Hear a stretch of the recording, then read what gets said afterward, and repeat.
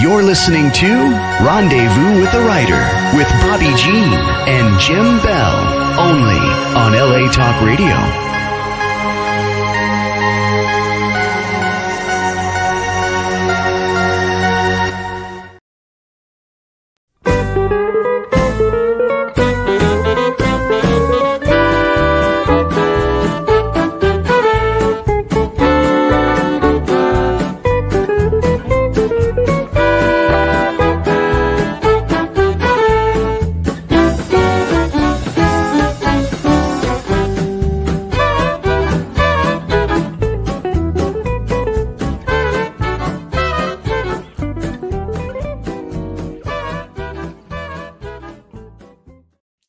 Welcome to Rendezvous with the Writer, where readers and writers meet, and story is everything.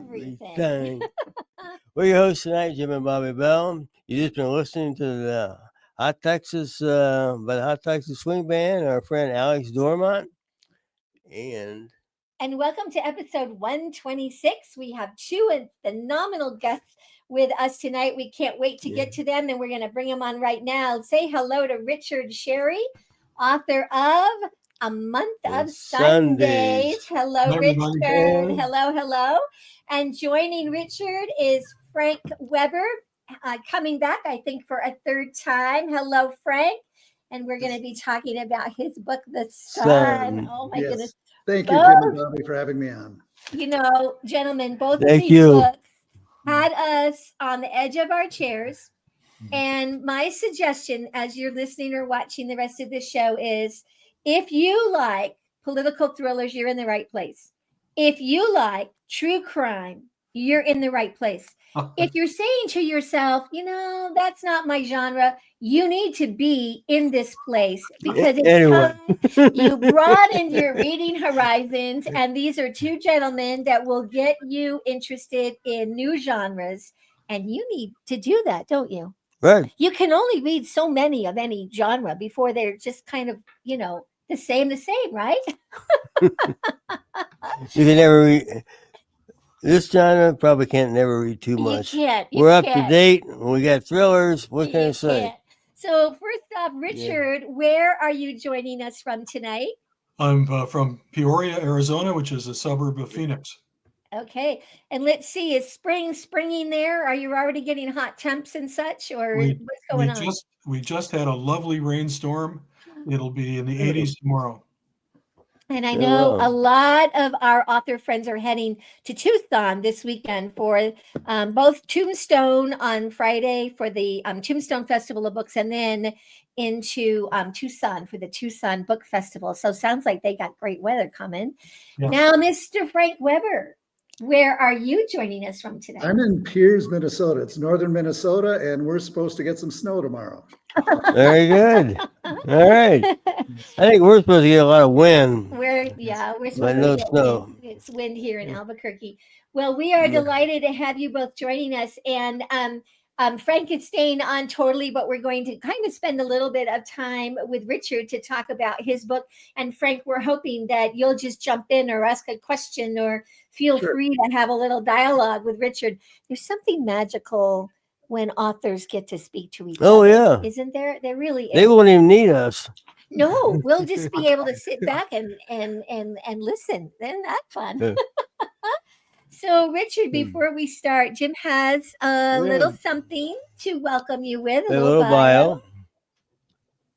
Okay. Rich Sherry is a retired college professor and administrator who taught and worked in administration at two evangelical colleges. Married to Candy Scherer for 47 years, he met and married Marjorie Matheson Hance after Cindy's death from the effects of dementia.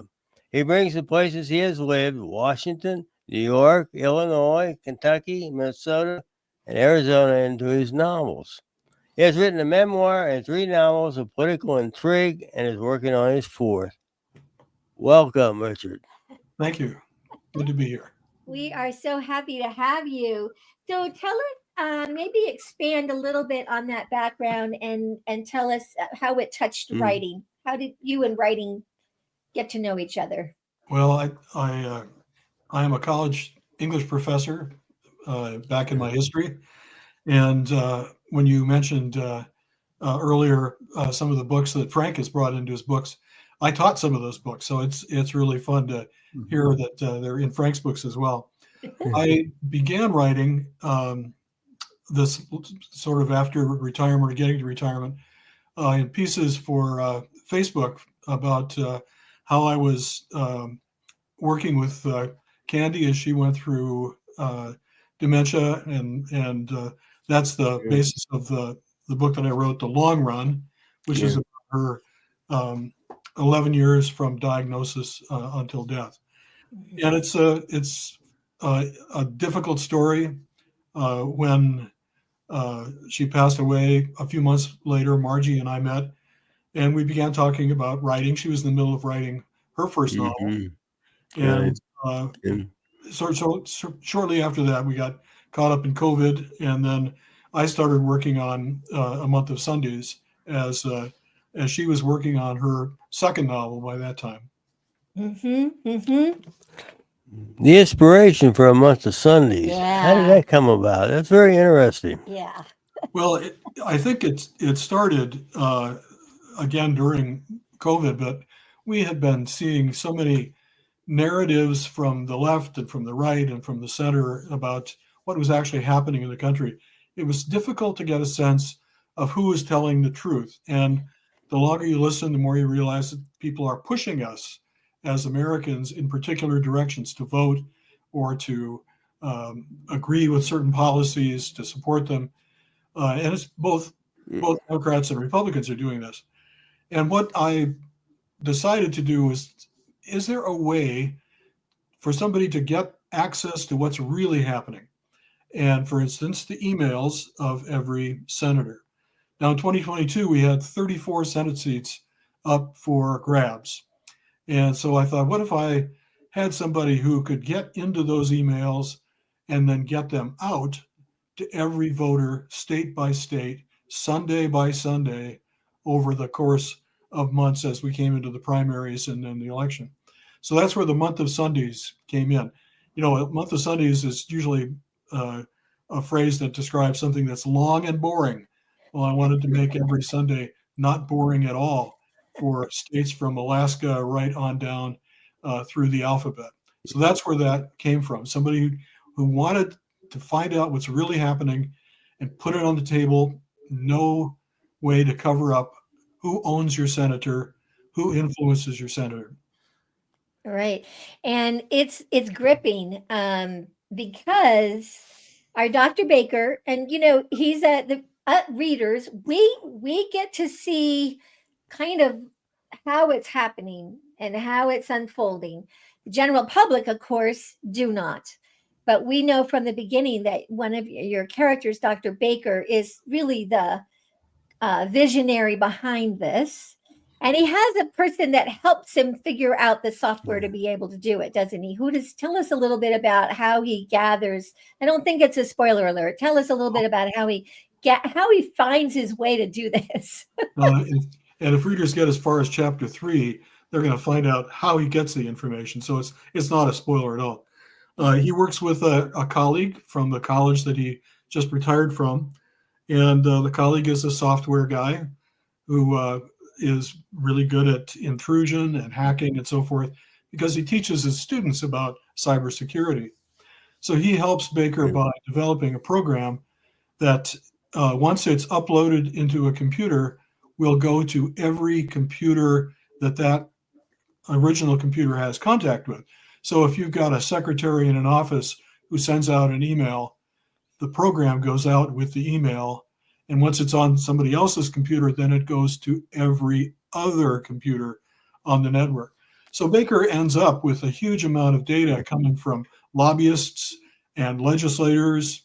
Eventually, we find out the Supreme Court is involved, the executive branch, the Republican, the Democratic Party, and all this information comes back to Baker, who then has to sort it and send it out to the appropriate states for them to react to. So I have a question, Richard. Is Dr. Baker an insider, or is he someone who wants to fix the system and gets help to do so? He's retired from college teaching, and he's an outsider. Okay. He's a political science professor, who has worked in DC with students who have been interns, and that's his vector. That's the way he goes to get it. But he's an outsider. Okay. Yeah. Yeah. When we say on this show, story is everything, gentlemen, both of your stories is everything. Now, Richard, again, early in the book, when we had all the emails, so if I were somebody that he was going to send an email to, in the sender line, what name do I see in the sender line when it comes into me? Oh, it would originally, the original ones go to his interns in DC, and he's sending them week by week a letter about asking what's going on with their internship, and he sends a picture on campus. And this is actually a real thing. There's a way to embed a piece of code in a picture that you get on your computer, and over time, as Baker sends pictures from campus, the program is being built up. So they think it's from him, and it is. But once the program assembles itself, then it's going to go out with a subject line of whoever sent it. It'll look like a real letter, but it's actually got this virus in it that is going to make contact across the network. Yeah, and I think it's a Month of Sundays group is Yes. in the line, and then he sends it to the New York Times, the U.S. News Desk, the Wall Street Journal, the Washington Post Political's Desk, the Seattle Post Intelligencer, the Washington Desk, the LA Times, and the Denver Post. And these organizations all get it, right? Right. At the same time. Yes, and when he's sending it out, when he's sending all the data out to these groups, it's from the Month of Sundays group, which really is just Dr. Baker. But he's creating this image that is much more widespread and a larger group than it really is. Yeah.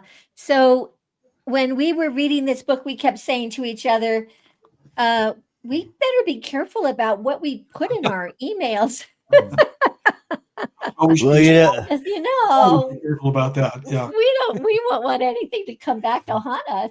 When we were talking the other night, I mentioned the 3-star general was sending emails out, and of course he got himself in trouble because he had a mistress, and his entire life was starting to unravel because he didn't know that his emails were really private. This just happened. I mean, this is real. It's real stuff. This is real news. There are a lot of people, probably even today, there's a lot of people that don't realize you send out an email, nobody knows about it. And you say, okay, I'm gonna erase it, I'm gonna trash it. There's no problem. No. They never seem to go away. And he has like 10 years worth of data. Yes, he gets an awful lot of data from these sort of dead drops that he's got set up. Computers all around the country, send him the package of mail when he commands it. But then there's another trick to it too, and that is that he has, with his friend Eric's help, he has figured out a way that when the data comes to him, the program erases itself. So you never know where the data has been, and if you go to the computer and look for it, there's just a big hole there, and no sense of what the computer was, what the program was that created it. So he takes a lot of caution to be anonymous in the face of this, as Jim was mentioning. An email is forever, so you have to figure out how to clean up your tracks as much. Note to self: we should see. Well, we use emails and texts for prosecuting cases all the time. Yes, exactly. Yeah.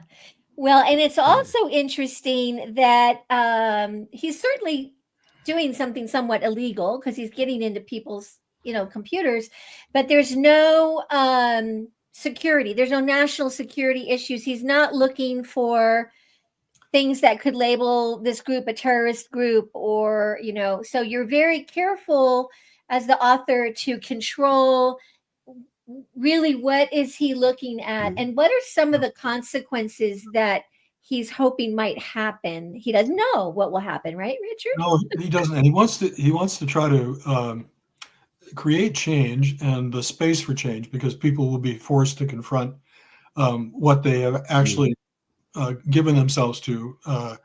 If you're supporting a group that is violent, now we're going to know it.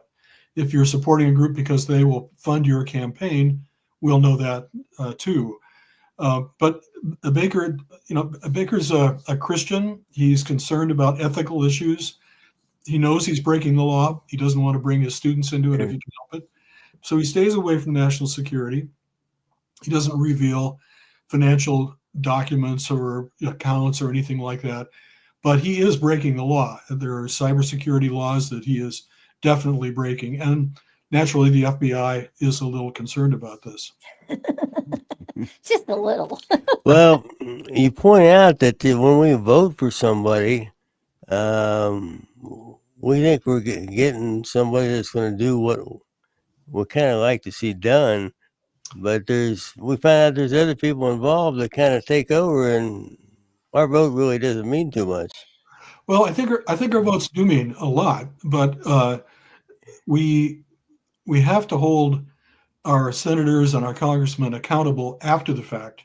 If we as a group or individuals are recommending policies for change or saying don't do that, don't go there, and they do, then we have to hold them accountable. And that means maybe protest. It certainly means letters. It means assuring them that next time you're not getting my vote.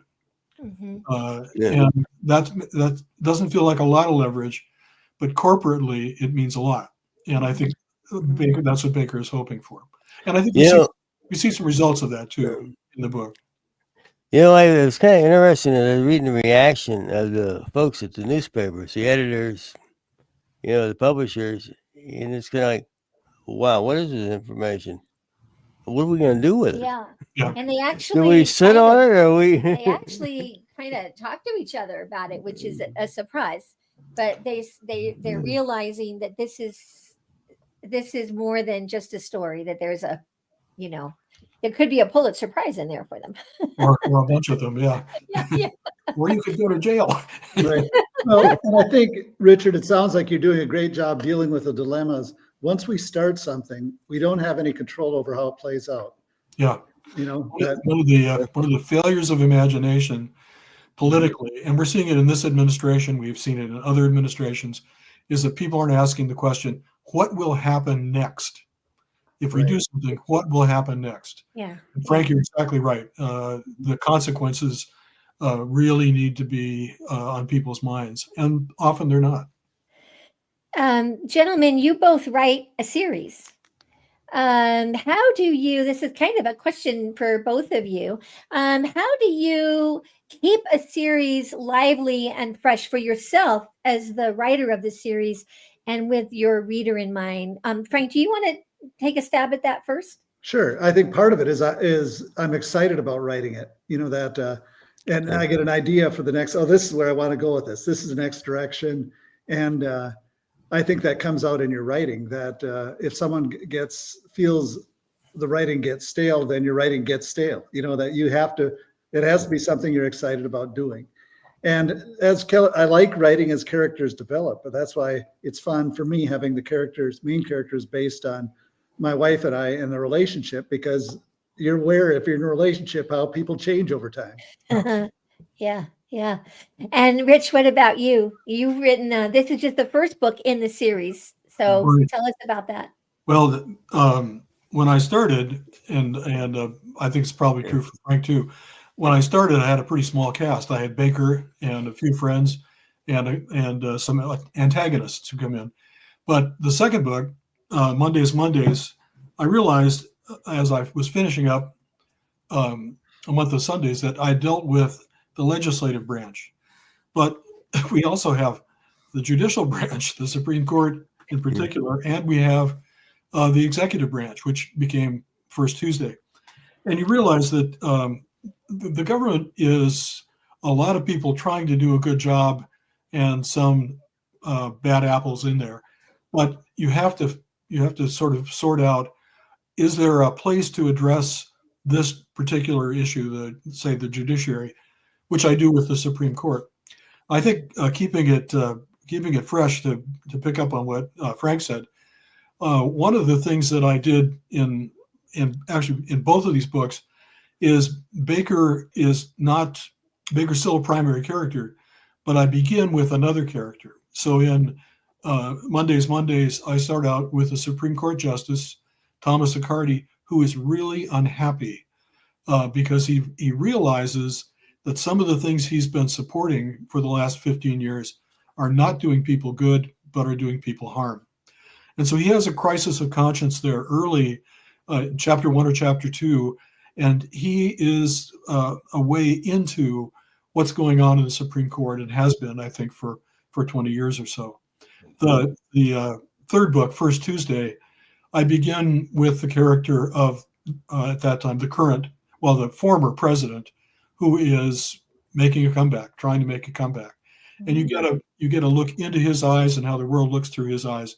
So I think that shift in perspective, and then the sort of shift sideways into a different branch of government has helped me keep it fresh.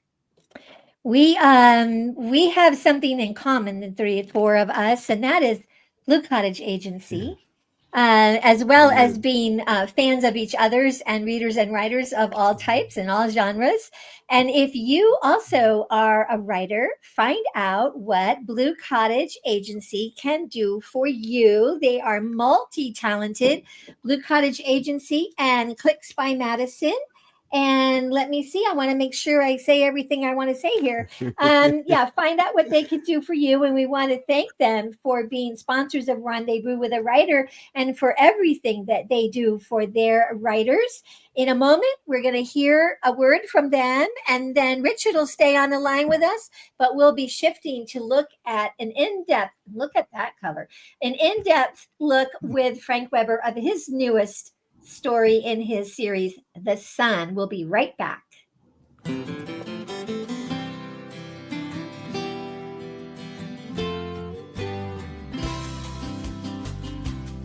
Rendezvous with a Writer is sponsored by Blue Cottage Agency and Clicks by Madison, your author publicity and book marketing team. Experienced, trusted, effective. Contact them today at bluecottageagency.com.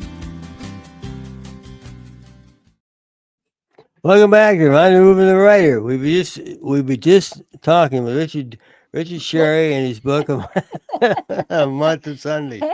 And now we're going to switch to Frank, which I've been switching. And we're going to talk about his latest book, The Sun. I just want to comment that both Krista Sukup and Janelle Madison really do a great job. They're excellent professionals at Blue Cottage. So, Thank you. They sure do. They're so creative, aren't they? Yes, they are. I just never know what they're going to come up with, and it's always exciting. Right. They know a lot about business. So. Yeah, they sure do. Well, let's see. Frank is returning to be with us, but in case you haven't been able to be with us his two other times, Jim's going to give you a little something bio about Frank. Yeah. Frank F. Weber is a forensic psychologist specializing in homicide, sexual assault, and domestic abuse cases. He uses his unique understanding of how predators think, knowledge of victim trauma, and expert testimony in writing his true crime thrillers. Frank has been interviewed on investigative shows and profiled cold case homicides. His novels have earned numerous awards. Frank is a 2024 recipient of the Outstanding Achievement Award for the Minnesota Psychological Association, and he received the President's Award for the Minnesota Correctional Association for his forensic work. Glad to have you, Frank. It's great to be here. Thanks, Jim and Bobby. Oh my goodness, The Sun. And I can see a big poster behind you. For those that are just listening to audio, I see a poster of Scandal of Vandals. How does it connect to this new book, Frank? Okay. So about a year ago, Scandal of Vandals and The Sun was one thick book.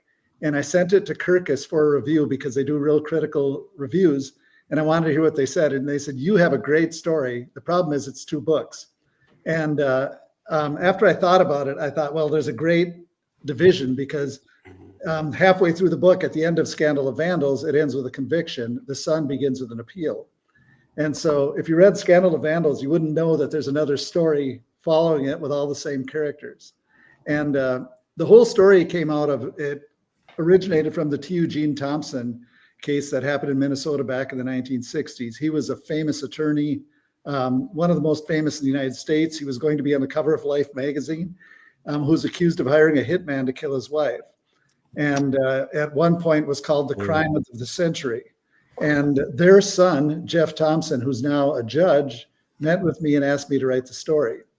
And so as we got talking about it, I said, I'd love to write this story, but I want to write it in the modern era. And so I can pull in current events and contemporary happenings. And I also want to talk a little about how, the laws have changed and play that into it. I think would be interesting. And Jeff and I had a number of conversations of it. Eventually, I gave him Scandal of Vandals to read, and he was very happy. He said, you nailed the characters perfectly. And so then we went with the son afterward. So in this book, one of our main characters is Tug. He has a different name. TUG, that's right. Yep. Yeah. And he's despicable. In fact, Frank, He is. this book has a large cast of characters, and Right. they're mostly despicable. They're underhanded. They're kind of filled with charisma, and there's something, that draws you to them, but they're just terrible people. Right. And that's why the original book was Scandal of Vandals, because as we got talking about it, there were so many unsavory people involved in the whole situation. Unsavory. That's the word. And the sad thing is, Deb, the person who gets murdered, was very sweet, very nice person. Right. Yeah. I know you're sitting eager to say something to Frank. Well, it's kind of interesting. What I notice about the characters, the way you create them, they're bad guys. Actually, bad girls. But Oh yeah. you kind of give them a sense of humor, which I always notice. So we're reading about these guys, and except for Tug, it's kind of, even he's got a sense of humor, but he's really not very nice any place in the story. But we got a guy by the name of Roan. Right. He's a mafia guy. Yeah. And the rest of them, he's got a wife who's actually, in the mob, and They're very made for close each to the other. Genovese crime family. And you read about what they're going on, and you think, well, I think, what they did is bad, but not too bad, except for Tug, of course. When you write these things that, you can kind of read about these folks, and they don't set you off too much, Right. Well, it kind of reminds me, sometimes I tell people we're never as good and we're never as bad as we think we are. Yeah. And that's how, and the reality is, from doing all these assessments that I do, you realize good people are usually good. They're not always perfect, and bad people are usually bad, but sometimes they do things that surprise people. That's true. And what's interesting about Tug, and we had this conversation before about, I talk about that Tug had a superpower, and in a sense, his superpower was the fact that everybody knew he was a liar, but he was able to convince any one person that he wasn't lying to you. And that's how everything, he's having an affair with his secretary, he's having an affair with his law clerk, he's cheating on his wife, and nobody believes it. Even in the end, when he marries this multimillionaire woman, and in his demise, she doesn't allow the kids to go to the funeral as family because they thought their dad was guilty, and she didn't believe it. That everything is. Well, and he has Tatum.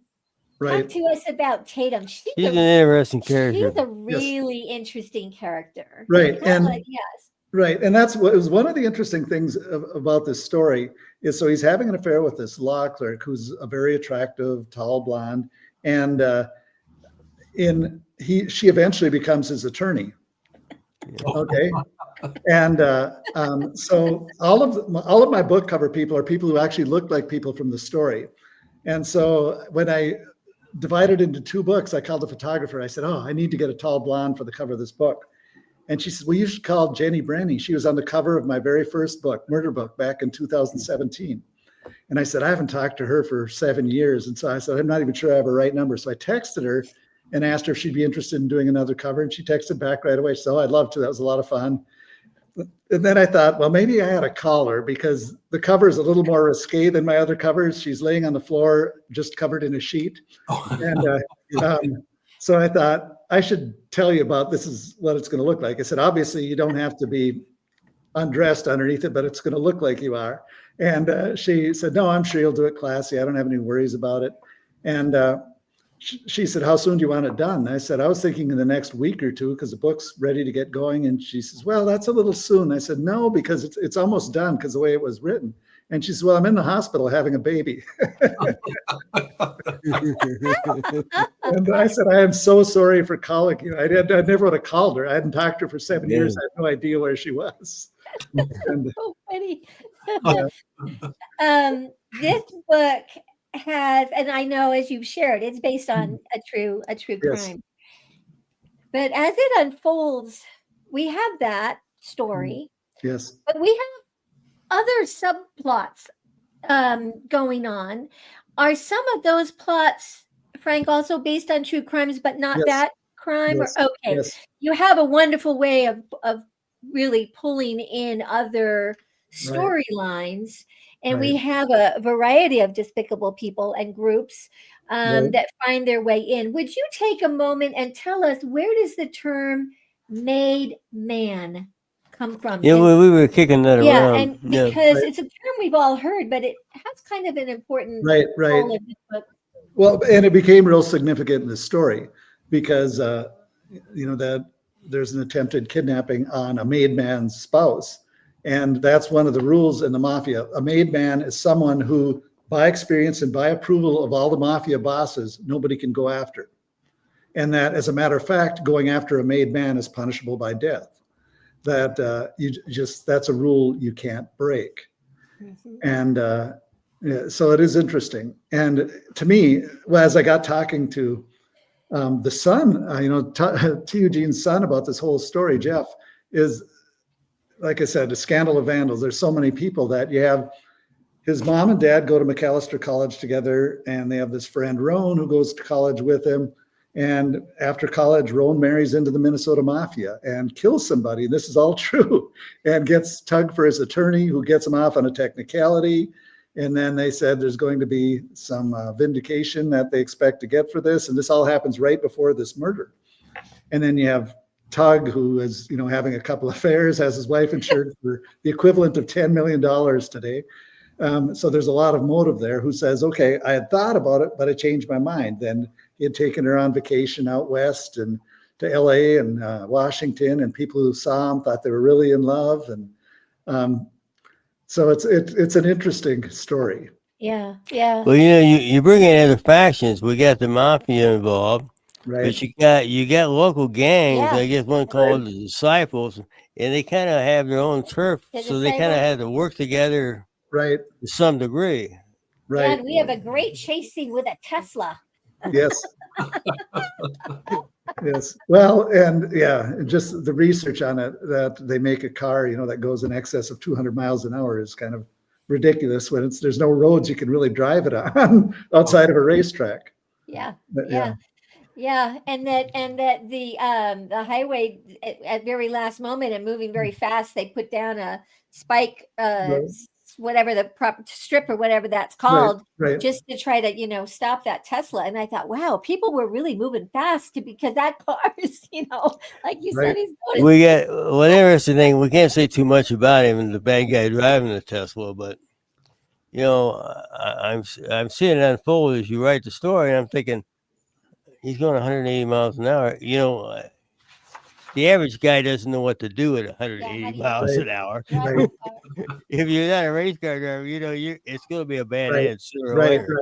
Right. Yeah. That's why I start, the whole book at with the Shakespeare quote: "These violent delights have violent ends," because that's the reality of how it all played out in the end. Mm-hmm. Mm-hmm. Yeah, and we do have violence throughout, but some of it is, you kind of go like, good. Yeah. You had that coming. Yes.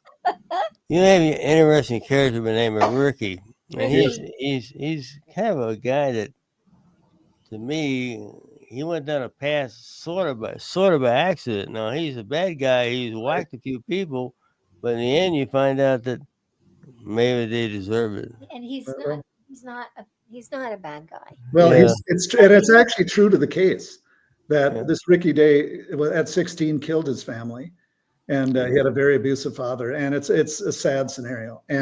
But what I thought was interesting, Tug actually defended him on his release from prison, and the dad, Jeff, I'm sorry, didn't even know about it. The son didn't even. So I told him all about that scenario. I was aware of it. He wasn't aware Oh of it. my gosh. Yeah, and that person was released again right before the murder. But then Ricky was, he went on to be a very loving and caring Christian and spent the rest of his life trying to make up for what he did by helping out the homeless and everybody. Yeah. And so different. And what I loved about the story is I got talking to Son about it is that you have this person, Ricky, who commits this horrible crime that everybody wants him executed for. And he goes to prison, does his time, and he becomes a wonderful Christian, and his attorney becomes a psychopath. Yeah. That's the reality of it, Well, and then you have, of course, because it is a large cast of characters, Right. we have a character that shows up a couple of times, Agnes Yes. Shrout. How do you say her last name? Shrout, yes. Shrout. And then there's that scene with the concrete mixer. Yes. And but how does she play into the story? Well, there's a woman I know who's a cantankerous elderly woman, and I just thought perfect character. So I use her periodically in my book, and to have people stay with her occasionally when they're in the metro area, and because I really think if you want a good thriller, you can't have it intense all the time, every moment. I think that you have to lighten it up, and then let people laugh a little bit and let people relax. Breathe. Right. And I always bring up, to me, the best example of it is Homeland, which is, I like Claire Danes. She's a great actress. But the last season, I stopped watching it because it got boring, because she was just frantic all the time. And that gets boring. There's no change, that there has to be, you have to let the audience relax a little, and you have to set up, the thrill, the anticipation. Like I always liked Alfred Hitchcock talking about the thrill isn't in the gore, it's in the anticipation. And that's how I write. I truly believe that. Mm-hmm. Yeah. You used her to introduce a subject in the book, Agnes. We're introducing the Medicare fraud. Right. Interesting enough, we got the mafia involved. Right. And that Medicare fraud scandal did happen in Minnesota. Yeah. Yeah. So, It just tells you that the mob is in everything all the time. right. Well, they look opportunities to make easy money. That's Yeah. Okay. Now, before we stop for a very brief ad, Frank, I need to ask about a couple of locations. And again, when we spoke the other night, I was about halfway through the book, and then I couldn't put it down. I had to do nothing today until I had finished it. But you take us into, the Mall of America. Who knew? What's it famous for besides shopping? right. The most common place people commit suicide in Minnesota. Who knew? Who would know that one? knew? Yeah.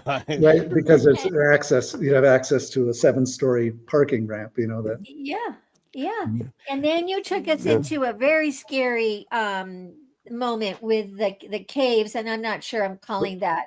The Wabasha Caves, yes. Yeah. Yes. Have you? I'm assuming you've been there. I have been there. You Yes. have. Richard, have you been there? You call Minnesota home? Okay. Okay. a Scary place. Right. The mafia used to, from all over the world, all the famous mobsters back in the 1930s would come there. There was a hideout, and they had like a restaurant, they had a casino, all in this cave system. Yeah.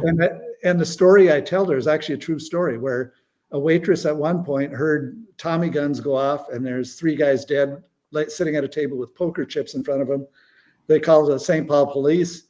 They asked her to step outside. 2 hours later, they come back and confront her and say, we shouldn't make up lies like this. You could get charged with making a false report. She goes back in. The whole place is cleaned up. But still to this day, you can see the bullet holes in the wall. Yeah.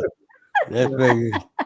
Richard, do you have a question for Frank? I do. Yes. Frank, like as I was saying, as we got started, I just started the I-94 murders, and I noticed that you're anchoring your scenes by time and date and place pretty carefully. Is that something you do consistently throughout your books? I do through all my books. And that's part of my own obsessiveness. Working as a forensic psychologist, that's what you're doing all the time, is you're noting, okay, this is where I was at this time, and this, that. And I do. Bobbi Jean asked me about this the other night, that I do that in part because to add the sense of realistic movement in time and space. My character Baker travels from Minnesota to Arizona, and it's going to take you a couple days to do that, and right. And so you try to make it the kind of transitions that are realistic for characters as well. You anchor them in a setting, and then it's easier to make that very believable. That's a really good comment, Richard, because I also think that it brings a sense of realness to the reader. That okay, here's the report. This is what's happening. Yeah. And in Frank's book, we have multiple voices. And so, and you do preface in the beginning for those of us that, don't remember that, because you do it in every book, that the name that's at the top of the heading of the chapter, that's who we're hearing the story from. And that makes for really interesting, again, really, really interesting reading. Oh, this is Tatum talking now. Okay. That's the psychologist in me. That's because I'm really interested in how people think. And that's the only way I'm interested in writing. As actually, when I first wrote, I sent this to an editor, my book, and she says, nobody's going to read a book from more than one person's perspective. And I thought, fine, then I'm not going to bother. I'll still write, but I won't bother to try to publish it. Well, then I thought, heck with it. I'm just going to send it to the publisher right away. And then I got picked up by a publisher. And what's funny about it is a month after I received that letter from the agent, Gone Girl comes out, and that's exactly how it's written. #1 book in the nation. Obviously people will read a book from more than one perspective. Yeah. So one of the challenges I have, and I think every writer does as you bring in characters, is how do you create that unique voice right that is memorably associated with that character? Right. And so the psychology that you've studied is enabling you to do that, I'm sure. Right. And I have an advantage. I think a lot of authors don't have who write mysteries, is that I interview murderers and rapists all the time. So that's easy for me to get that voice. I know how they rationalize their behavior. Like I mentioned in the book Last Call, even killers are heroes in their own stories. Yeah. Oh, this is so much fun. Well, I'm kind of looking at time. We're going to step away again for a moment, and we're going to share with you about one of the places you can order the books of many of our guest authors, and that's the Out West Shop affiliate page on bookshop.org.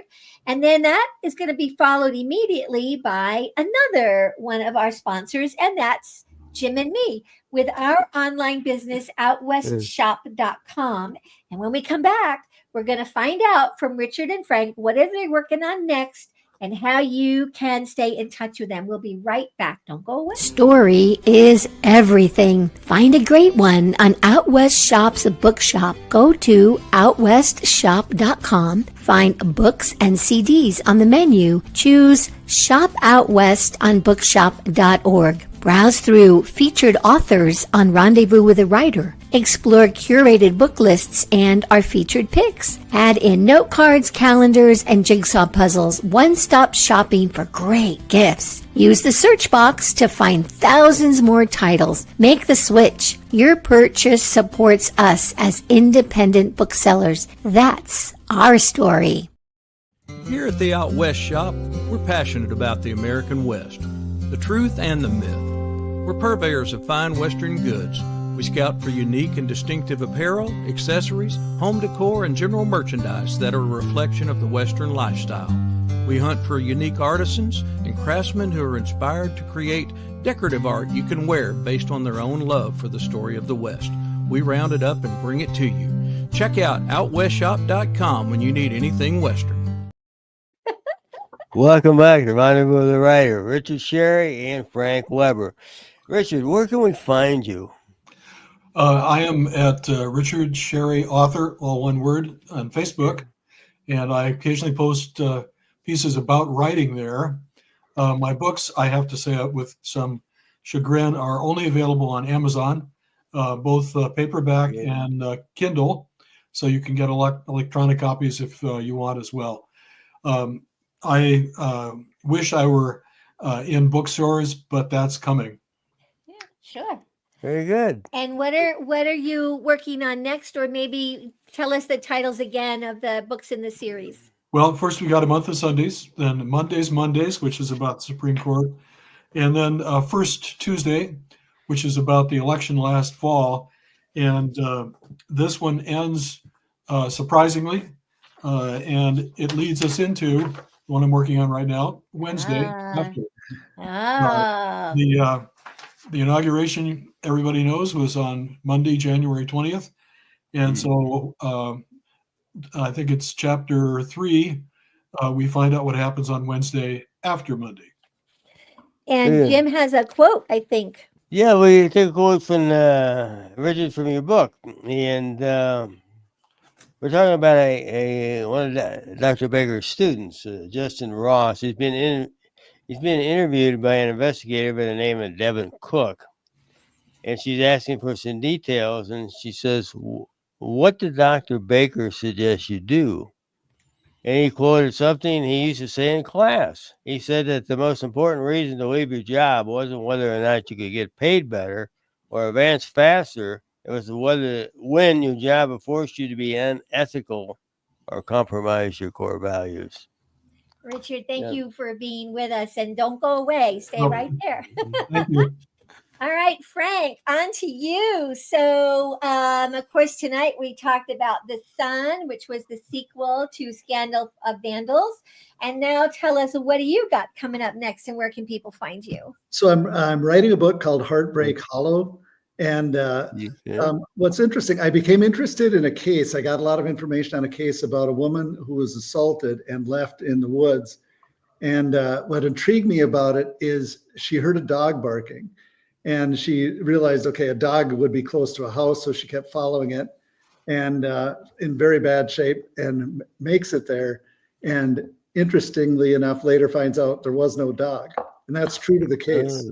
Which is interesting. Yeah. And you got me. And there's a number of things involved. And then I got thinking about it because I dabble a little with that relationship. Roan's son, Lorenzo, who's he's I don't know how to describe him, very self-centered, not malicious, just self-centered and egotistical kind of person, maybe a little malicious. And so he's in a relationship with this Eliana.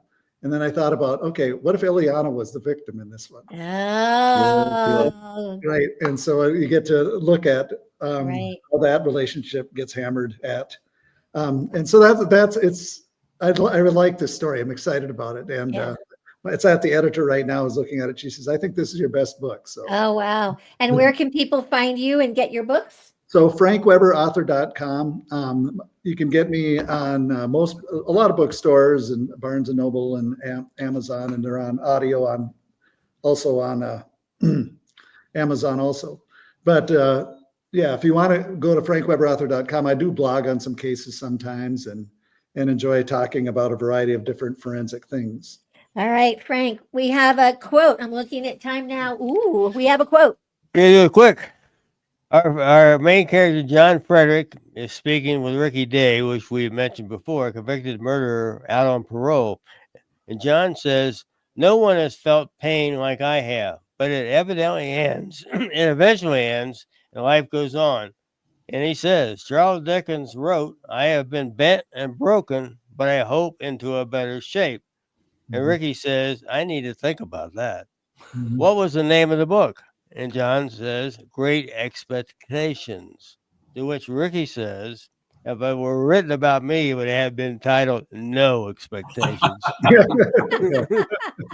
Well, Yes. gentlemen, thank you so Thank much you so for being much. with Yeah. us tonight. Thank you. This is episode 126. If you go out looking for it, next week Kevin Wolf comes on back. He was with us with his book Trail Ridge a few months ago. And now we'll be talking with Kevin about the boot heel, and that's next week. And I think we're out of done. time.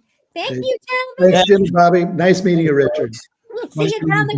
the road. Always a great day. Out west. Thank you. Bye bye. Take care. Goodbye.